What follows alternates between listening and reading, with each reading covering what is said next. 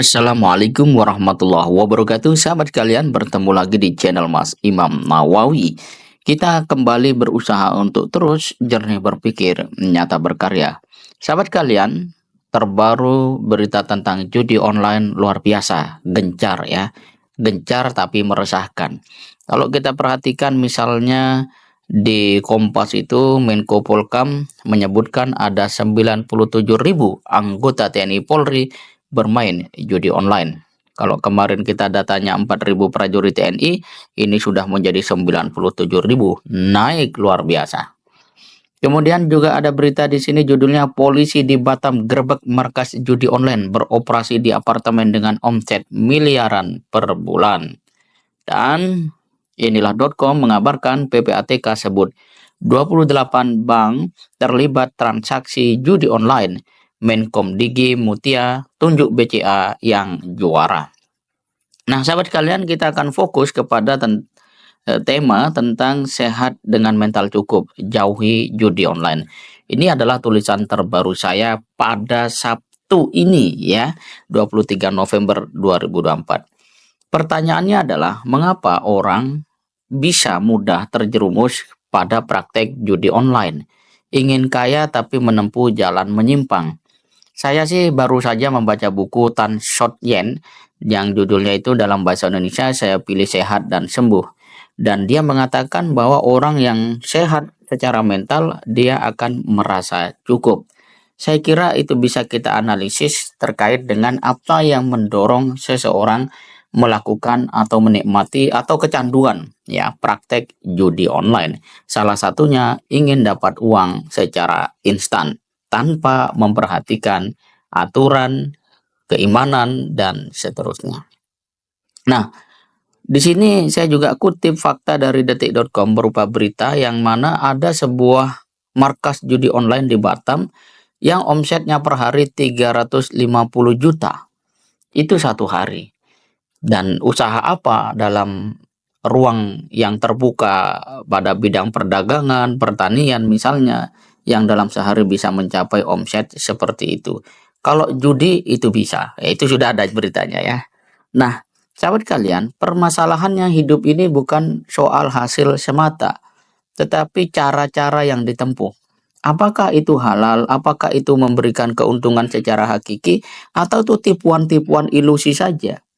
Ya, karena kalau orang punya kesungguhan di dalam mencari kekayaan, maka dia akan memiliki karakter diri yang tangguh, tidak mudah menyerah, senang dan tekun dalam mencapai hasil sesuai dengan proses yang seharusnya.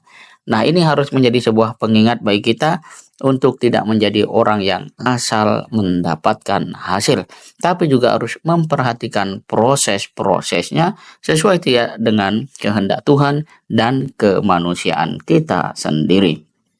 Nah, sahabat kalian, mental cukup itu bukan saja pada saat ya katakanlah mendapat rezeki atau memiliki uang.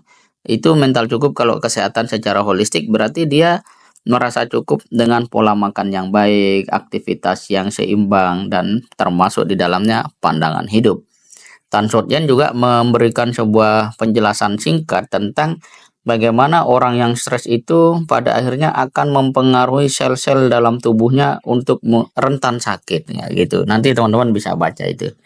Nah, sahabat kalian, lebih jauh kita harus pahami bahwa ternyata orang yang main judi, kalau dia mahasiswa, itu akademiknya akan jeblok.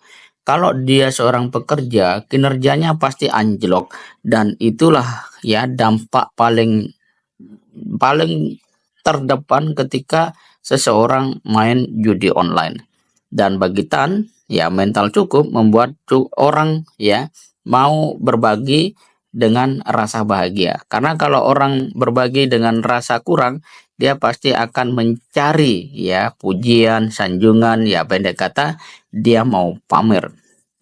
Nah, sahabat kalian, kalau dampak dari judi online saya kira sudah bisa dipahami dengan mudah ya, walaupun di sini tetap saya kutip sebuah hasil studi di mana orang main judi itu bisa kena cemas, depresi, gangguan pola tidur, dan seterusnya. Nah, yang menarik adalah Mengapa orang main judi dan seperti apa sebenarnya posisi orang main judi online itu? Saya membuat ilustrasi bahwa orang yang bermain judi online itu sama dengan orang yang berdiri di tepi jurang. Tidak ada yang mendorong, tidak ada yang mengajak, kemudian dia langsung turun, terjun bebas ke dalam jurang itu dan dia hilang. Dan ketika hilang itu tidak ada lagi orang yang bisa menolong. Kenapa? Karena yang hilang adalah eksistensi dirinya sebagai manusia. Apa eksistensi dirinya sebagai manusia? Pertama, harusnya dia bisa berpikir. Kedua, dia harusnya punya nilai yang diyakini. Dan ketiga, seharusnya dia mampu untuk sabar. Namun faktanya, ketika eksistensi diri hilang, maka semua hal yang sangat vital dalam diri manusia itu juga sirna, lenyap, entah kemana.